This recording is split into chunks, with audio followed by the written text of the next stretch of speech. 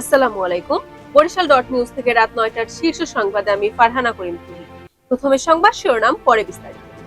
সেবাচিম হাসপাতালে চিকিৎসক ছাড়াই চলছে বার্ন ইউনিট। পিরোজপুরে স্ত্রী নিয়ে দণ্ডে বন্দুক হাতে বন্দুক খুন। পিরোজপুর জেলার ৭ উপজেলায় ৪৫৮টি মন্দিরে দুর্গাপুজো উদযাপনের প্রস্তুতি। মহিপুরে জেলের লাশ উদ্ধার। দুমকিতে বিশ্ব শিক্ষক দিবস পালিত। বরিশালে গভীর রাতে দুর্গার প্রতিমা ভাঙচুর। বরিশালে ইলিশ ধরতে গিয়ে বজ্রপাতে জেলের মৃত্যু। গয়না নিয়ে পালালো প্রেমিক, বিয়ের দাবিতে অনশনে প্রেমিকা।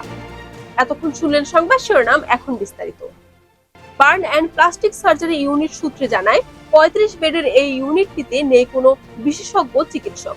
ইন্টার্ন চিকিৎসক ও নার্সদের উপর ভরসা করে চলছে ওয়ার্ডটি।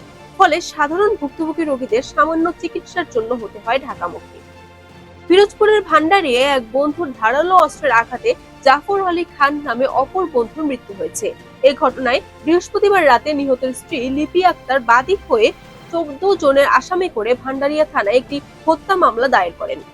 আসন্ন দুর্গাপূজা পিরোজপুরের বিভিন্ন পূজা মণ্ডপ পরিদর্শন করেছেন পুলিশ সুপার খান মোহাম্মদ আবু নাসের।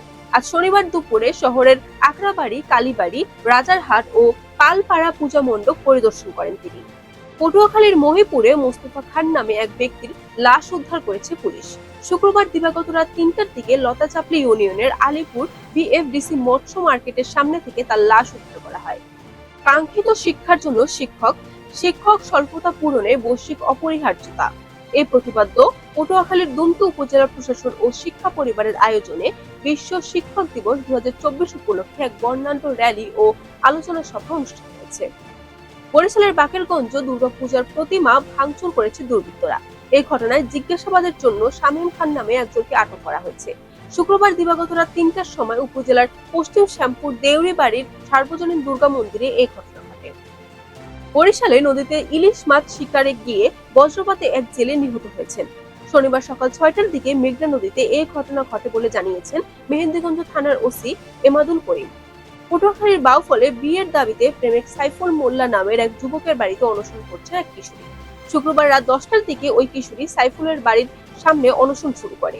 এদিকে অভিযুক্ত প্রেমিক সাইফুল কিশোরের গয়না নিয়ে পালিয়ে গেছে। Barishal dot news.